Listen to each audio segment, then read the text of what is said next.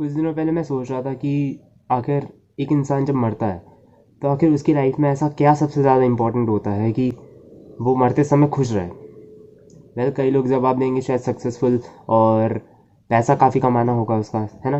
पर पता है वो हंसते हंसते क्यों मरा? क्योंकि उसके रिलेशनशिप बहुत ज़्यादा अच्छे थे। बस एक स्टोरी से मुझे याद आया कि एक रिलेशनशिप का होना किसी भी ज़्यादा सक्सेसफुल पर्सन से ज़्यादा इंपॉर्टेंट होता है। सक्सेस तो तुम और पैसा ये ऐसी चीज़ है कि तुम कभी भी कमा सकते हो, लेकिन एक रिलेशनशिप को बनाना फिर उसे मेंटेन करके रखना ये एक ऐसी स्किल होती है जिसको अगर तुम मास्टर नहीं कर सकते हो तो मुझे नहीं लगता कि तुमने लाइफ में कुछ किया।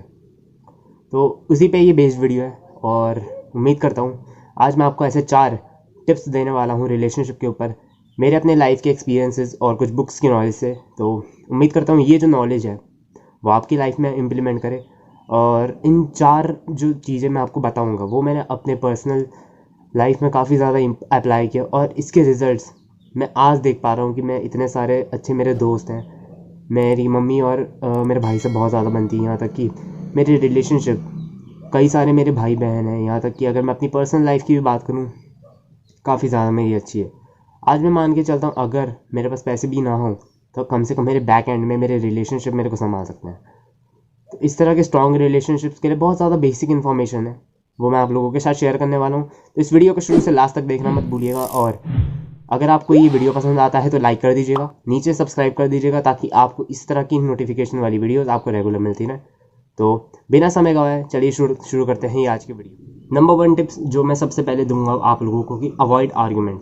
हमारे रिलेशनशिप में ये सबसे ज़्यादा जो मेन पॉइंट होता है आर्ग्यूमेंट। एक रिलेशनशिप की जो शुरुआत होती है वो बहुत ज़्यादा एक स्वीटनेस के साथ होती है, लेकिन उसकी एंडिंग हमें पता नहीं चलता कि कब एकदम ख़राब हो जाती है। वो भी सिर्फ एक छोटी सी बात, मान लो अगर आपके मॉम डैड आपके किसी बात से वो चाहते हैं कि आप इंजीनियर बने, लेकिन आप चाहते हो एक डॉक्टर बनना, एक लॉयर बनना, या फिर किसी भी एक ऐसे प्रोफेशनल फील्ड में जो कि इतना ज़्यादा फेमस ना हो सकता, आप सिंगर बनना। लेकिन जब ऐसी बात होती है ना, अगर आपके मॉम डैड नहीं समझते तो यहाँ पर एक रिलेशनशिप का बहुत ज़्यादा एक वो ऐसा मतलब हो जाता है कि एक अनस्टेबिलिटी आ जाती है जिसकी वजह से आपके करियर में भी और आपके हेल्थ में और मेंटालिटी में बहुत फ़र्क पड़ता है। मैं ये नहीं कहूँगा कि इसे इग्नोर कीजिए, पर मैं ये कहूँगा इसको जितना हो सके आप अवॉइड कीजिए। ऐसी छोटी छोटी बातों पे लड़ना, अपने रिलेशनशिप को ख़राब करना, ये आपको आज तो नहीं पर आपको लॉन्ग टर्म में शायद बहुत महंगा पड़े। यहाँ पर जो दूसरी बात आ जाती है, कभी कभार ऐसा होता है कि हम गलत होते हैं लेकिन कई लोग अपनी ईगो में आके अपनी बात को एडमिट नहीं करते, जैसे काफ़ी ज़्यादा रिलेशनशिप टूट जाती हैं। यहाँ तक कि अगर आप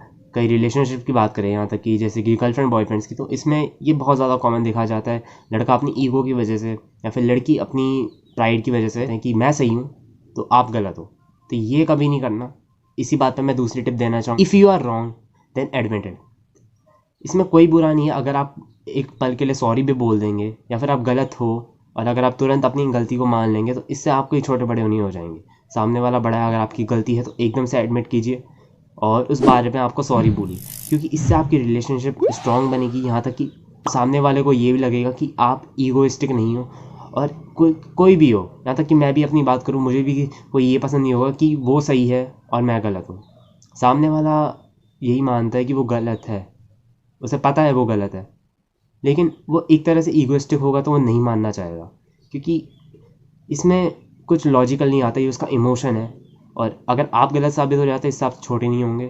तो दूसरी और सबसे इंपॉर्टेंट है, if you are wrong admit it. तीसरा, everyone has a point of view.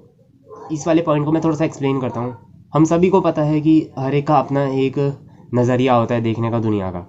हो सकता है आपका एक नज़रिया हो सकता है आपके एक्सपीरियंसेस जैसे हों उस तरह से आप सही बोल रहे हो, पर अगर सामने वाला भी आर्ग्यूमेंट कर रहा है तो हो सकता है उसका भी एक नज़रिया हो देखने का उस चीज़ को। मान लो कि मैं अपने भाई से बोलता हूँ कि गेम मत खेल, तेरी ज़िंदगी बर्बाद होगी, वो मेरा नज़रिया है।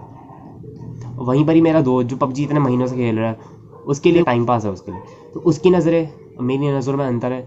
यहाँ पर आप उसका पॉइंट ऑफ व्यू देखिए और फिर आप एक्शन लीजिए, क्योंकि यहाँ पर एक बहुत ज़्यादा गंदा वाला आर्ग्यूमेंट हो जाता है। अगर आपके भाई बहन हैं और वो कुछ गलत करते हैं और आपसे देखा नहीं जाता, तो यहाँ पर मैं बहुत ज़्यादा इंपॉर्टेंट कहूँगा कि उनका आप पॉइंट ऑफ व्यू देखने की कोशिश करिए और उनके हिसाब से समझाने की कोशिश कीजिए। क्योंकि ये जो आर्ग्यूमेंट होता है ना, 2 पॉइंट ऑफ व्यूज़ को, यहाँ पर अगर आप उसके पॉइंट ऑफ व्यू से नहीं देखेंगे, हो सकता है वो भी आपके पॉइंट ऑफ व्यू से देख सकता है, हो सकता है वो इतना इंटेलिजेंट हो, पर ज़्यादातर केसेस में आपको यहाँ पर ज़्यादा इंटेलिजेंट बनना होगा अगर आप ये वीडियो देख रहे हैं तो यहाँ पर आप दूसरे का पॉइंट ऑफ व्यू देखिए, ताकि आप लोगों के बीच फालतू की आर्ग्यूमेंट ना हो, फालतू की लड़ाई झगड़ा ना हो, और इससे आपका रिलेशनशिप ना बिगड़े।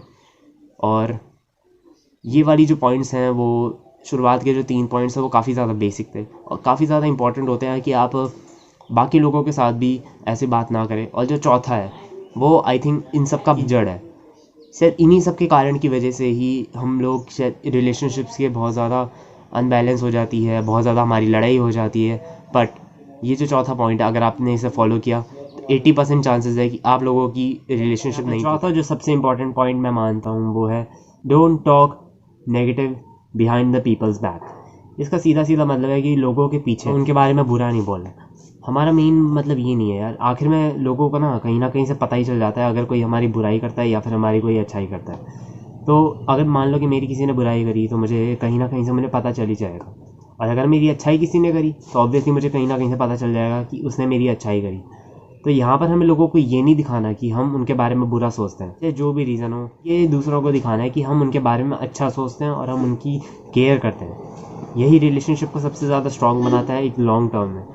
काफ़ी ज़्यादा रिलेशनशिप इसी यहाँ पर हमें लगता है कि हम उसको नीचे दिखाते हैं तो हम ऊपर बढ़ जाते हैं, बल्कि अगर हम उसे नीचे गिराते हैं तो हम और नीचे गिर जाते हैं। हमें ये समझना पड़ेगा, अगर हम सामने वाले को ऊपर उठाते हैं तो हम भी फिर ऊपर उठ जाते हैं अपने आप। ये बहुत ही ज़्यादा बेसिक लॉज थे। ये 4 मेरे जो मैंने अपनी लाइफ में अप्लाई करे थे, ये टिप्स, ये मेरे आज भी अगर मैं अप्लाई करता हूँ तो मेरे काफ़ी ज़्यादा काम भी आते हैं। इनमें से और कई काफ़ी ज़्यादा बेसिक हैं।